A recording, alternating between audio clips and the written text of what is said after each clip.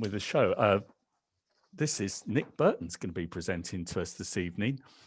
Nick lives in Clitheroe and worked most of his professional career in local government in the sphere of countryside management, parks and public rights of way. He's a former public rights of way officer at the North York Moors National Park. He's a Lancashire Ranger, and he spent the last 15 years working for Blackburn with Darwen Borough Council in health and fitness. He also runs guided walks and walking holiday business known as All Routes North. And he submits his walks into newspapers like the Lancashire Telegraph. And he's written numerous pub walk guide books, mainly covering Lancashire. He is the author of Wainwright's Way, which is a guidebook to a long distance walk from Blackburn to Buttermere, linking Wainwright's place of birth with his final resting place. And tonight's talk is based on a route he has walked, which he's hoping to develop as a new long distance walk and guidebook. So we're getting a sneak preview. Nick, I'm going to hand everyone's well. So basically this talk, I've been doing it for quite a few years now, and it was based upon a walk I did, which follows Cromwell's army from Knaresborough to Preston in August 1648. It was a wet August 1648, and it was to fight the Battle of Preston. So there's a lot of history in this. I'm an amateur historian. I'm more of a walker. So the idea was to try and capture places along the way that would have been there in the 17th century, and also we know where Cromwell stayed on his journey. So if you can see that map, it'll give you some idea of where the route goes. So in his dispatches to Parliament, Cromwell he give an account of his route to Preston, where they were going to engage with the Scottish Royalist army. I'll talk about that in a minute, but this just gives you some flavour of the route. So it's a route that's been used for centuries by prehistoric people, by Romans, by pack horse routes, by canal, by road, turnpike and rail. It's the Aire Gap, which is the gap in the Pennines, formed by the River Wharfe, the River Aire and the River Ribble, where they all sort of the valleys quite close to each other around about the Gargrave, Skipton area. So they form a natural gap in the Pennine Hills, basically. So if you look at the area today, you'll see the Leeds-Liverpool Canal goes through there. The train line from Mourholme to Leeds goes through there. There's the York to Lancaster old road, the old turnpike road. So, and the Romans came this way as well from sort of Ribchester to York. So we know that's a sort of natural route. So Cromwell, as I'll explain, they had to move west. So they started in Knaresborough and they had to move west, and hopefully at some point engage with the Scottish Royalists. So that gives you some idea of where it goes. So it goes through several nice towns: Otley, Ilkley, Skipton, Clitheroe, Longridge, down to Preston. So just a brief bit on the history. So this is a painting which hangs in Townley Hall in Burnley, and this is 1644, the Cromwell at the Battle of Marston Moor. It's called Cromwell after the Battle of Marston Moor, and Marston Moor was in 1644, and this painting was done in 1909 by Ernest Crofts. And really this was the point where the tide of the Civil War in the north changed in Parliament's favour, in Cromwell's favour. Marston Moor, which is just outside York, was the making of Cromwell, and he rose and rose after that. And Yorkshire was really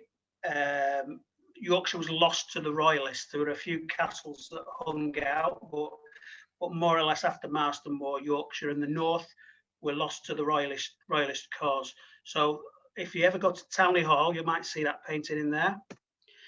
I won't spend too long on this because it is it'll just confuse everybody, and I don't know if you've seen it in as good a quality. Just to give you a bit of background to what was happening in August 1648, we're talking about the Second Civil War here. Charles I was in prison in Carisbrooke Castle in the Isle of Wight, and he'd made an agreement with the Scottish royalists to come down and support his cause. So this was the Second Civil War. This was really what brought the Second Civil War to an end.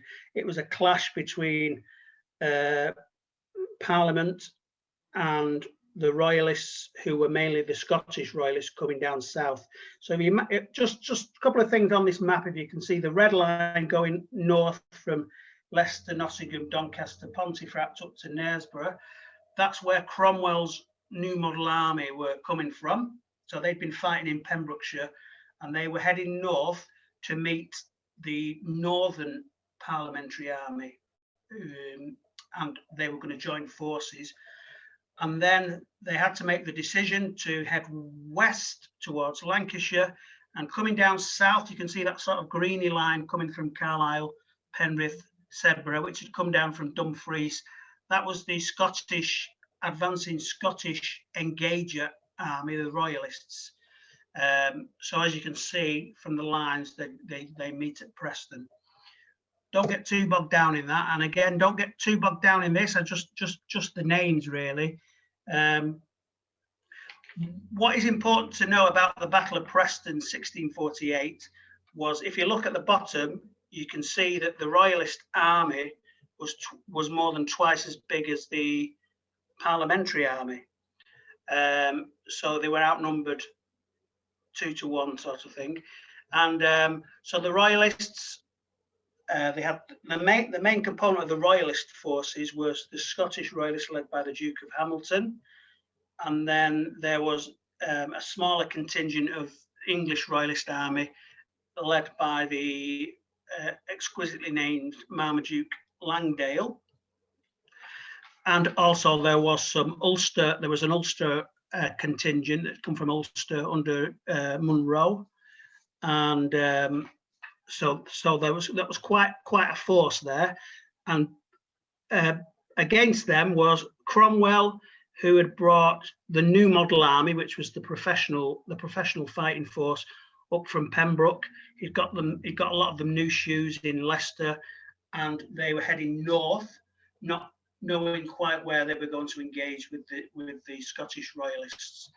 And in addition to Cromwell's New Model Army, there was John Lambert, who was a Yorkshireman, and he'd been holding the north for Parliament with his own army. And added to that was various Lancashire militias. You may have heard of Colonel Asherton from Clitheroe. He was another. So the Lancashire militias had the local knowledge. So the main thing to take away from it is the difference in the size. So the war really starts at Knaresborough, and this was where the Parliamentary Army, to keep it simple, I'll call them the Parliamentary Army and the Royalist Army. And so they met at Knaresborough, and if you go around Knaresborough today, there's quite a few links to Cromwell. This actually building, if you look on the right, you might be able to see it's called Cromwell House, and he was no stranger to the north, having fought at Marston Moor, and he stayed in the town quite a few times in the 1640s. And as we'll see as we pass through a lot of these towns, there's a lot of 17th century features. Usually you've got the old medieval church. This is the church at Knaresborough, the parish church. You've got the old manor house, and you often got a castle, as you do in Knaresborough. And the Knaresborough Castle is now in ruins because the Parliamentary forces deliberately demolished it, or half demolished it, so that once the Royalist cause was lost in Yorkshire, the Parliamentary Army started taking down all the castles. So that's why Knaresborough is a ruin today. It's because of the Civil War. So we know where, as I say, we know the route, roughly the route they took, because we know where they stayed. So on the 13th of August 1648, the Parliamentary Army went from Knaresborough to Otley. And as I found when I was walking it, what is most important is where the settlements are for provisions, and also where the bridges are over the rivers, because to head west to Preston, there's a few rivers to cross. We start at the Nid, we go over the Wharf, we go over the Aire, we go over the Ribble, and the Hodder as well, and the Calder perhaps which is coming in at Whalley. So there are quite a few rivers to cross, and nowadays there's lots of bridges over those rivers, but in the 17th century the bridging points were fewer. So the key to it all, in the time when there wasn't any ordnance survey maps, was knowing where the bridges were. If you was heading east to west, it's knowing where the bridging points were and knowing where you could feed your army. So if the parliamentary force had 10,000 men, it's where you get provisions for those soldiers. Can I also just say before we carry on that don't think of the army of 10,000 as one solid block of people marching together. It's very fluid on both the parliamentary and the royalist side. You had cavalry, which were on horse. Presumably Cromwell was on a horse, and the commanders were on horses. You had the infantry, who were on foot. You had scouts on horseback, who were going forward to see if they could see any signs of the enemy. And you also had some heavy artillery. Surprisingly, there were cannons. So they do say that a lot of the heavy artillery was dumped trying to get across get across the bogs of the Pennines. They may have started off with more cannons than they ended up with, but there was heavy artillery bringing up the rear. So and they were all arranged in their various regiments of foot, regiments of horse. So don't often think of it. And when we say they camped the night, don't think that there was 10,000 men camping in a field in Otley. They would have been in various parts of the town, and they might have been billeted in the surrounding villages and things like that. So you can't just put 10,000 men in a field. So different stages, very fluid. The movement was west. And the other thing to remember, just before we carry on, is we need to think about the landscape in the 17th century, and there were less enclosures.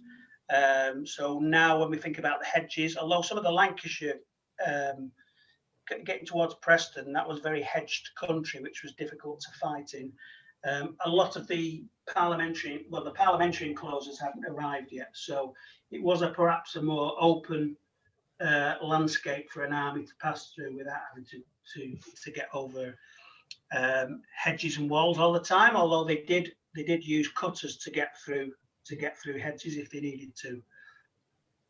Let's carry on with the journey. I'll show you, because there's a lot of photos. So if you go from Knaresborough to Otley, you go over Armscliffe Crag, which is a great viewpoint of Wharfdale, and that's another view of it, which sticks up like a little volcano in the middle of nowhere. So this would have been a good spot for the scouts to plan the way ahead. And then you arrive in Otley, which had a bridge in 17th century. As is often the case, the bridges that are there now are not the original medieval bridges. They've obviously been widened and strengthened and replaced with more arches, but you get the general idea that the bridge was the key to the movement. So that's the bridge over the River Wharfe, entering Otley. Otley's a very interesting place. Anyone that knows it, just by the river was the old manor house that belonged to the Archbishops of York, and one of whom was present. I think if you can read that, I can't really read it. One of them was present at the signing of the Magna Carta, That's an information board on the river.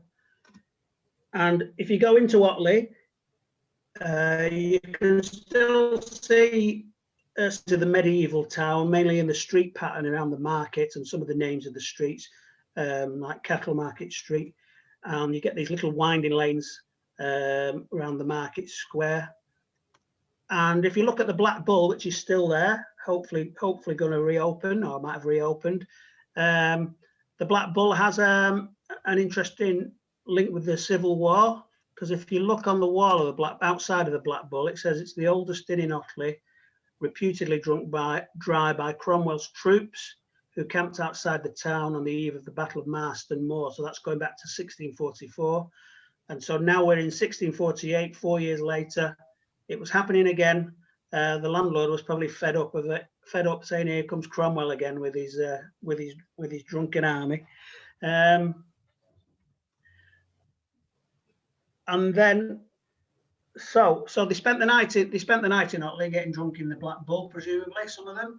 And on the 14th of August, they had to go from Otley to Skipton via Ilkley. Not a great route to follow now, because the busy A65 or the busy A road follows the valley. Although Ilkley and Addingham are bypassed and Skipton's bypassed, it's still not the pleasant route to follow as a walker. So we did follow some of the high ground around the Chevin and Ilkley Moor and Skipton Moor, which is a nicer view, and presumably that's where some of the army would have gone that way to get ahead and look ahead and see what was coming. So the high ground was useful. So that is, so we're starting in Otley again. So this is Otley Parish Church. I put this in because if anyone's never been to Otley Parish Church, it's worth having a look, because in the graveyard there's this memorial, which is a curious memorial. It's shaped like a railway arch, a railway tunnel, the entrance to a railway tunnel. And it's actually a memorial. You can't read that probably. It's a memorial to the unfortunate men who died in the construction of the Bramhope and Thirsk Railway. And it's called the Navvies Monument. And so it's the Leeds and Thirsk Railway. And this was in 1845. And there was an explosion in the tunnel, and several men died in the explosion. So if you go in the graveyard, you'll see this curious monument that's shaped like a railway tunnel, and that is called the Navvies Monument, just as an aside. If you climb out of Otley, you come up into the lovely ridge, which was used by prehistoric man and the Romans, called the Chevin, Chevin, which separates it from, this is the Wharf Valley here at the bottom, going through Otley, and the Chevin separates it from the Aire Valley, Aire, which is the river coming down through Bradford. So you've got a ridge of high ground between sort of the Dales and the industrial part of the West Riding. So you get fine views. This would have been a great spot to see where if there's any Scottish coming. And the other thing to note is the maps of the day were pretty basic. And if you look at the top of the map, you can just see it's got the River Wharfe, the blue line running from Addingham, Ilkley, Burley, Otley. You might be able to see that. And the two map makers of the day were really John Speed and Christopher Saxton, and then later came John Ogleby in the restoration. So the maps, Speed and Saxton's map, which were very similar, were not much use for navigating. They did show you where the rivers were and where the bridging points were, and they also showed you where the high ground was. But the movement of the army really a lot of it would have depended on more local maps or local knowledge, which came from the Lancashire militia. The there's still a lot of vernacular 17th century architecture survives on the route. You can see these old little churches. This is the church at Weston, between Ilkley and Otley, which has a date of, it has a 1600s date, and a lot of the old crossing points. This was your basic crossing points where there wasn't a bridge. People just used to ford the river either on foot or on horse. So you do get a lot of river crossings where they would have just waded across, and streams. That's between Otley and Ilkley. And this, we arrive at Ilkley. This is the old manor house in it, which is now a museum. And the manor house, mainly 17th century, and it was built on the remains of the Roman fort of Olicana, which was, if you look around the side, that's on the right, that's the manor house museum, and you can just see a bit of the Roman wall just below it, and the embankments of the Roman fort of Olicana, which was on the route from Winchester to York. That was on that site in Ilkley. And then with another old bridge in Ilkley, some of you may know Ilkley if you've walked the Dales Way, because that's where the Dales Way starts, 82 miles to Bowness. Nice walk. And that's your typical Dales scenery going towards Addingham. And then we arrive at Addingham. That's the church at Addingham. Lots of little packhorse bridges, nice little spot. So when you get to just past Addingham, the only real road in the area in the 17th century was the old King's Highway, if you like, the one that was going from York to Lancaster, which was roughly the route of the modern A65. That's looking at Bolton Abbey. If anyone can see in the trees, that's Bolton Abbey. And although that was the best road in the district, it wasn't necessarily any good for long distance travel. They were all pretty basic. So I took the route. There's the Roman road that goes over Skipton Moor instead of following the A65. If anyone's walked up that way, that's the wide Roman road and packhorse route, which takes you over from Addingham over to Skipton. Very nice walking country, and you end up with that view looking down on Skipton.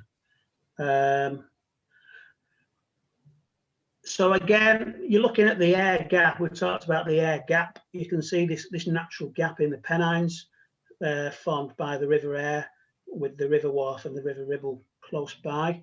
So that's Skipton as it looks today. You can see it's quite a railway town with the terraces built at the time of the railway.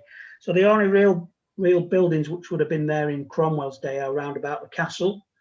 So that wooded area in the mid distance, which was where Skipton Castle was, and the old corn mill and the old parish church. I'm sure some of you are familiar with Skipton. So that was the sort of the old nucleus of the town. So they spent the night in Skipton, and as you can see, they went then from Skipton to Gisborne on the 15th of August. So if you say that most of these routes are about 15 miles, so we know that they could walk or ride roughly 15 miles a day. And if you look at the spelling of Gisborne with the E on it, you no longer have the E on the end of Gisborne. That was lost. The original spelling had an E on the end. It was lost when they built the railway, because the railway thought, well, no one's going to add an E on the end to Gisborne. So as they did in other places, well, they changed the name of the hamlet of they created Windermere, didn't they? It wasn't called Windermere, and so Gisborne lost its E when they built the railway.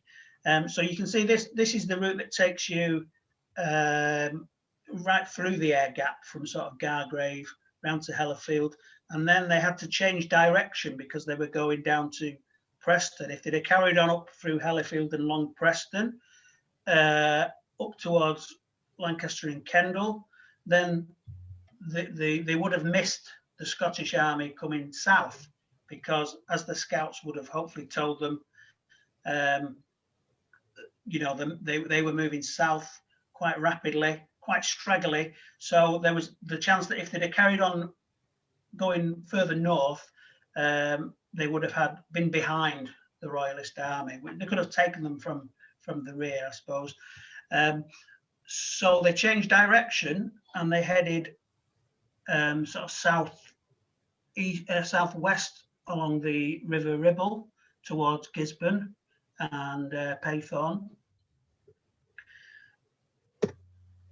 This is John Ogilby's map. Some of you might be familiar with this. This is John Ogilby, who was did the first road atlas really in the time of the Restoration, about 1675.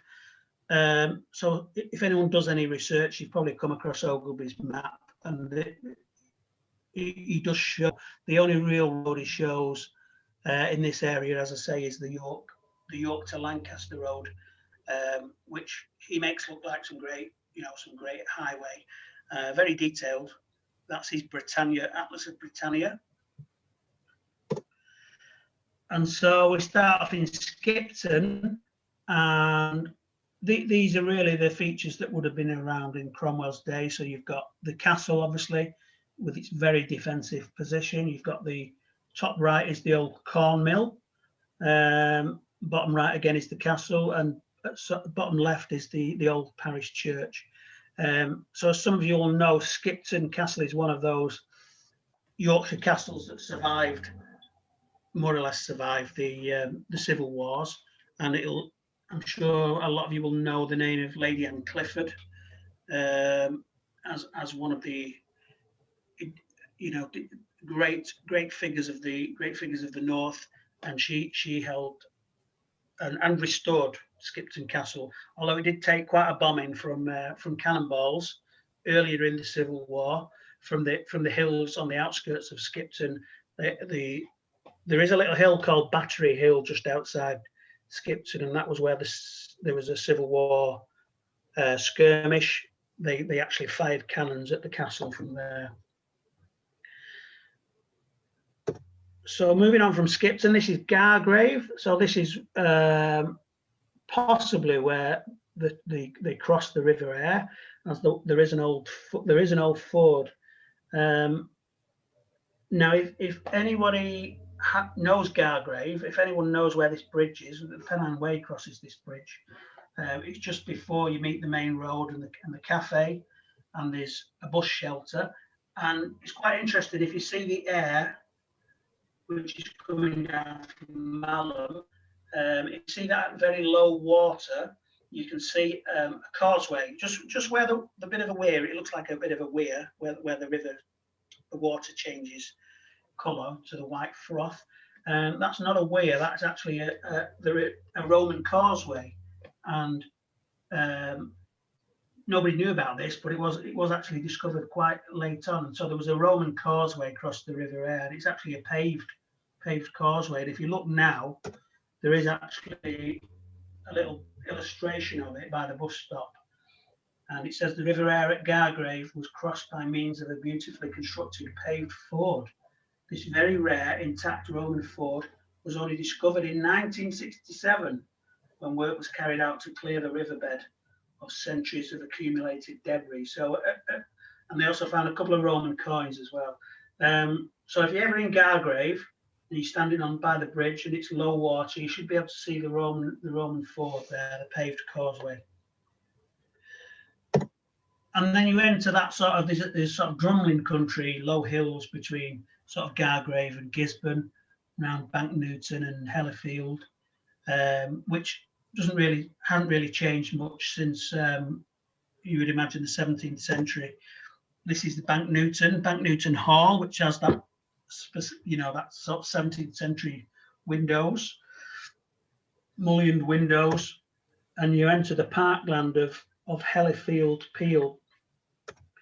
So I'm sure you all know about Peel Towers, where living in your part of the world. So this is Hellifield Peel, which was a ruin and didn't have a roof on it till someone came up probably in the last 10 years and got on the Grand Designs programme. If it looks familiar, it was on the Channel 4 Grand Designs programme. and the guy bought it and he put a new roof on it. He turned it into a B&B. It's the usual grand designs program where they're all very stressed and everything comes all right in the end. So now it's got a new roof. So that is how he transformed an old peel tower. And he did open it as a B&B for a time. I don't know if it is anymore, but he's done a good job of it. And then this is the Ribble. So there is a couple of, there's not really any bridges over the Ribble in this area, but there is the old ford, and there is another old Roman crossing.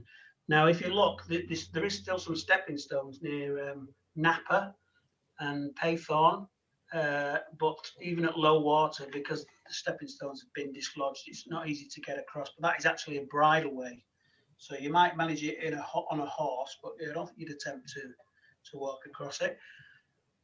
And so that's a crossing of the Ribble. So now you're on now you're following the Ribble down towards Gisborne.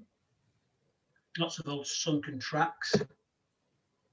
And you do come across, this is just by Paythorn, by the River Ribble, and where the woodland is at the back, it's an old Motte and Bailey castle or fortification. Again, it's something you get quite a lot of up in North Lancashire and on the Lune. And they actually do call this steep slope going down to the Ribble, they do actually call it Cromwell's Basin. So there is obviously some link with the movement of Cromwell in the Civil War. And you can see it better from there. That's the River Ribble at the bottom. And you can see there's that really steep bank going up to the earthwork where the trees are, the ring of trees. And there's a little mound there where there would have been a fortification on top of that. Castle Howe, Haulgh. There's a similar one at Hornby, as I'm sure some of you know. And as I say, that area is often referred to as Cromwell's Basin. So a very defensive site. You can see the really steep slope up from the Ribble. And then you come to Gisborne Hall, which is an 18th century building. So the original Gisborne Hall, when Cromwell passed by, this lovely parkland around there, and this was connected with the Lister family, if anyone's heard of them, important Yorkshire family. And that's the Gisborne Hall as it looks now. This in the 17th century wouldn't have been as grand as that. And it ended up as an NHS hospital, if anyone's ever visited. It was a private hospital and then a NHS, or vice versa. And it's now just closing down. I think they're going to open it as a hotel. Very Georgian looking. So Cromwell's army camped the night in Gisborne Park, round about where the old hall was.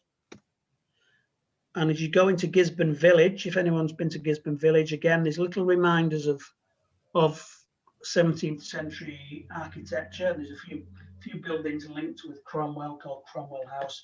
And again, there's the old church top left, which would have been the old medieval church in the 17th century. Often they were restored and refurbished in the 19th century. And the good news is that he's coming into Lancashire soon. And so on the 16th of August, they went from Gisborne to Stonyhurst Hall, as it was then, now Stonyhurst School, linked to the Shireburn family, the Catholic Shireburn family. So he would have followed the Ribble down. Clitheroe was a good spot to get provisions, and Eddisford Bridge was one of the crossing points which was there in the 17th century. So it's likely the army crossed at Eddisford Bridge. Now, if you look at the geography there, you've got the Hodder coming in from Bowland, and you've got the Calder coming in from the south. So Cromwell and Lambert had a decision to make there, whether to follow the north side of the Ribble or the south side of the Ribble. Again, just remember, they didn't quite know where they were going to meet the Scottish Royalists' force. So obviously, if you go further south, you have a chance of meeting them further south. If you go further north, they might have already gone south. So this is one of those decisions which they had to make. And we believe that he crossed Eddisford Bridge and then headed sort of through Mitton and crossed the Hodder at what we now know as Cromwell's Bridge. Now, some of you may have been to Cromwell's Bridge. I'll show you a photo of it in a minute. But the understanding is Cromwell thought he was crossing the Ribble again. He thought he was doing a loop. He didn't realise it was the Hodder. So he thought it was another loop of the Ribble, which just goes to show you how confusing it was without proper maps. So they had to cross to stay north. They decided to go north, the north side of the Ribble. So that meant crossing both the Ribble and the River Hodder. Again, that just gives you some idea of the maps. It's not much use on a Zoom talk really to try and identify anything from it, but it just shows you there's not many roads to be seen on there. That's the old Lancashire hundreds. And as you're heading from Gisborne to Clitheroe, a good landmark is always Pendle Hill. So as long as you keep Pendle Hill on your left, going downstream, you know you're roughly heading in the right direction, heading westward. And you pass the ruins of Sawley Abbey, which would have been a ruin when the Parliamentary Army came through, because it was ruined after the dissolution of the monasteries, Henry VIII. So it would have been a century or so earlier. Just not far from Sawley Abbey and Downham, between Sawley and Downham, there's this lovely little packhorse bridge that's just going over a beck. It's not the River Ribble or anything, but that is called the Monk's Bridge, and that was an old route from Sawley Abbey to Downham. So it just gives you some idea of the history of some of the tracks you find around this part of the Pennines and the Pennine Dales and the Ribble Valley. So that's the Monk's Bridge, which was linked to the monks at Sawley Abbey. And that's the old mill at Downham. If anyone's discovered Downham, that's the old medieval corn mill. Later became a textile mill. And then you enter Clitheroe. And so Clitheroe has several bridges over the Ribble now, but there weren't as many crossing points in the 17th century. And that's Clitheroe Castle and Eddisford Bridge. So the castle, again, it's one of the various castles passed on the route. But he didn't stop the night in Clitheroe. He probably just went to Booths or Tesco to get his provisions. And on the way to Hurst Green, or Stonyhurst, you pass the lovely churchyard at Mitton. So this is the old medieval church, Mitton Church and Mitton Hall, which has some very nice, very old monuments in the graveyard. If you look on the left, that's an old depiction of the crucifixion in that circle at the top, and some very nice. It's a very atmospheric place next to Mitton Hall. And there you can see Longridge Fell. So the name Longridge Fell, the Longridge Fell is said to be the most southerly named fell in Britain. So if you go on the map, there should be no fell to the south of Longridge Fell. And also, a lot of legends come up with Cromwell in the north, and they do say that Longridge Fell was named by Cromwell, who looked at it and said, "That's a long ridge," but I'm sure it's all just hearsay and a legend. And that's the packhorse. That's known as Cromwell's Bridge. So that's going over the Hodder. So the story goes that Cromwell marched and rode his men over this bridge, or whether most of them just waded through the water. It's hard to believe they would have taken any heavy artillery over that bridge. There is also a story that they might have removed the ramparts to get the cannons over, but you'd have thought they'd have given up on the cannons by then. So this is never, if everyone's not been to this spot near Hurst Green, it's worth a look. It's called Cromwell's Bridge, and it's a lovely spot over the River Hodder. And then you come to Stonyhurst College, as it is now. It was Stonyhurst Hall, a much simpler building in the 17th century before it became the Jesuit Catholic school. If anyone doesn't know Stonyhurst, they do open it on some days. Famous people that went to Stonyhurst include the actor Charles Lawton, and also Conan Doyle, and two of J.R.R. Tolkien's sons trained to become priests, so they went there as well.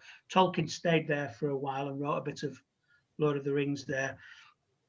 And if you go on the tour of Stonyhurst College, you'll come to the big dining room, which has a big oak table, and they do say that Cromwell slept the night on the legend. Another legend has it that Cromwell slept the night on the big oak table in the dining hall, wearing his suit of armour, because the people who owned Stonyhurst Hall were the Shireburns, who were a Catholic family. So because he was worried about being assassinated by the Papists, he slept in the dining room on a table with his suit of armour on.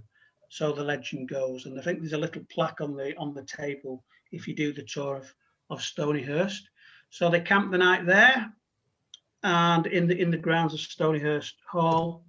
And finally, we're getting there. We're going to have the last day towards Preston now. So they came at Preston from the north. So they came over what is now all housing estates at Ribbleton, if anyone knows Preston. So they came through Longridge. They came past Longridge Chapel, and it's said that here is where they had the first skirmish with some of the Scottish royalists. So they were spotted. They were spotted at Longridge, and then they descended down to Preston, and the bridge over the River Ribble at Walton-le Dale, and that's where the main battle took place on the evening of the 17th of August. We'll gloss over that again. It's just showing you the main north-south road. So, meanwhile, while the Parliamentary Army's been coming from Knaresborough to Clitheroe, from east to west, at the same time, this straggling royalist forces of the Duke of Hamilton and Marmaduke Langdale and the Munro's Ulster regiments, they were all coming south along what would have been the North Road, now the sort of A6. So they came from sort of the usual route that Bonnie Prince Charlie took in the 18th century, sort of Carlisle, Penrith, Shap, Kendal. They ended up in Kirby Lonsdale down to Hornby apparently, and then came into Lancaster. So where you are in that sort of Arnside Silverdale area, there may well have been Scottish royalists billeted in those sort of villages on that route south. So there may well be stories or legends associated with the movement south in August 1648. Apparently they weren't very hospitable. They were pretty abusive and enforced themselves on people and took the food. So they didn't win any fans. So there may well be stories around North Lancashire associated with the Scottish royalists coming south. And as you can see, that road goes all the way south of Preston through Wigan down to Warrington and the Mersey. And as we'll see when we come to the battle, the problem was with this great long straggling army that some of them had already gone south of Preston when Cromwell hit them on the flanks. And so they were, and once Cromwell had took the bridge, that royalist army was sort of cut in half.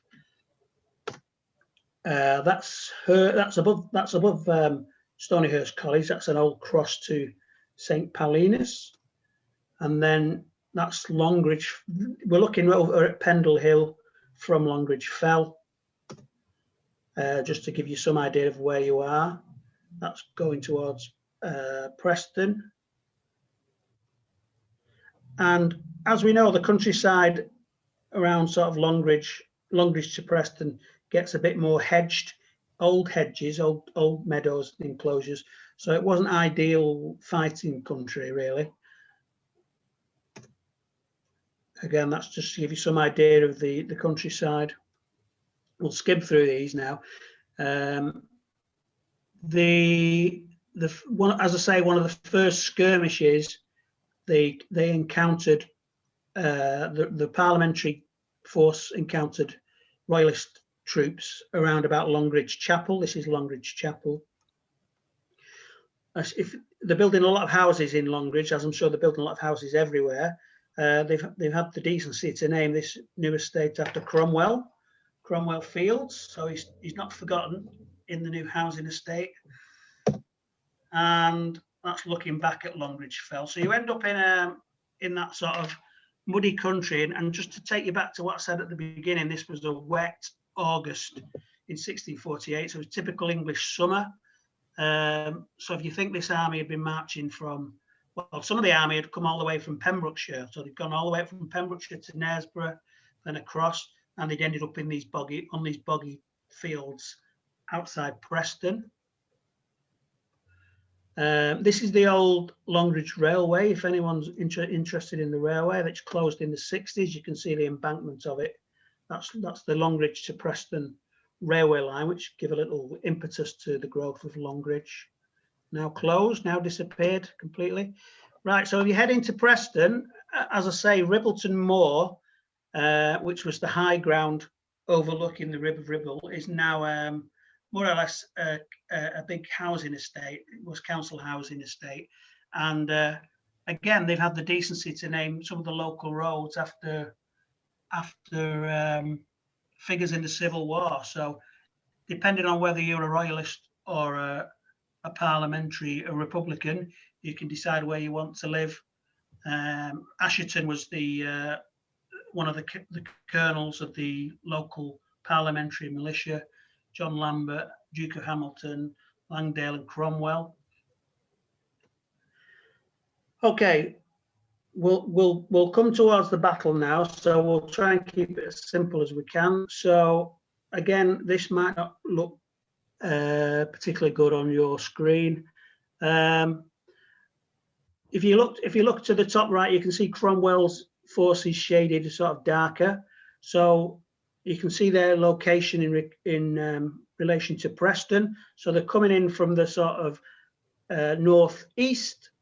Well, they're going to go sort of southwest towards Preston, and you'll just see south of Preston, there's the bridge, which would have been there, the bridge over the River Ribble, which is still a bridging point over the Ribble. So they hit them on the flanks, and this was one of the keys to the success, is that they sort of cut them in half really. And once they took the bridge, they split the royalists in half. So we dropped down to the Ribble through sort of hedge rows and woodland. This is actually called Cromwell's Wood. And some of the old lanes from the 17th century you can still follow down to the river. But again, just to give you the idea that it is boggy country.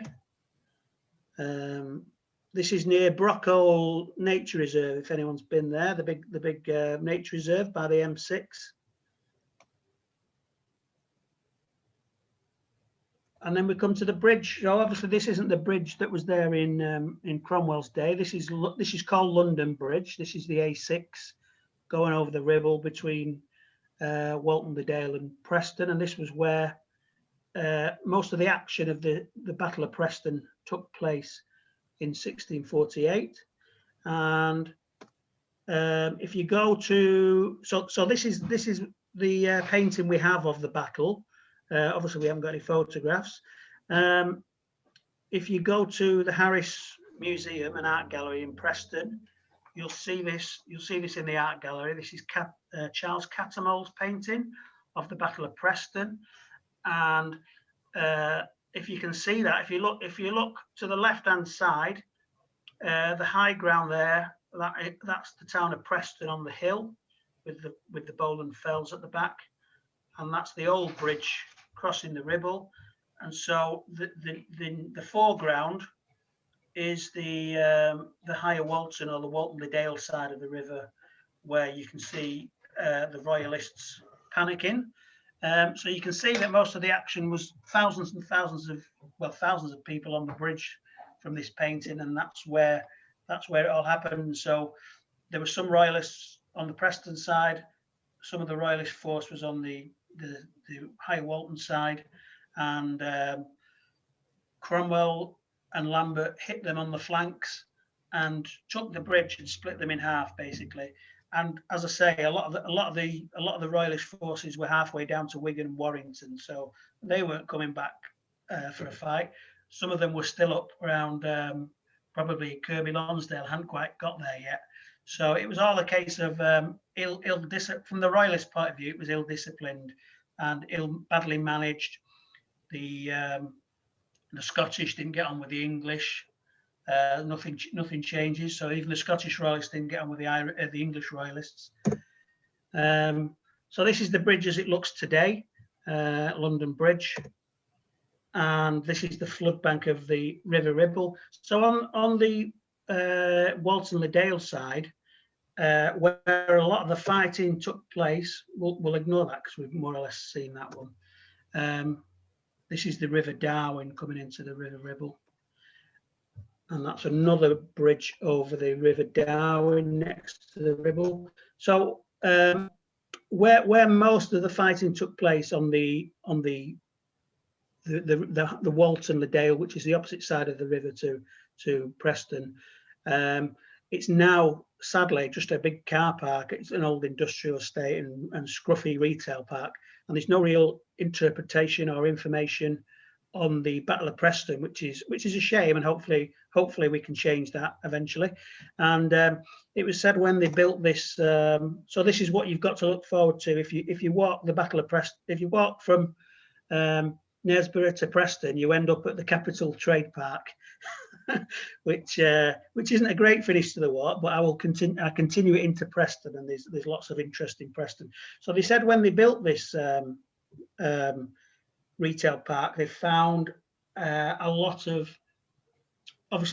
skeletons. They found a lot of horse skeletons. They found a lot of musket balls on the site, which I think went to the Harris Museum. So they did some interpretation of the battle site, and people overlook the Battle of Preston, but it's said that Preston was the death blow of royalism, and the Royalist army dead 1,000, Royalist army captured 9,000, so that's nearly half the force altogether.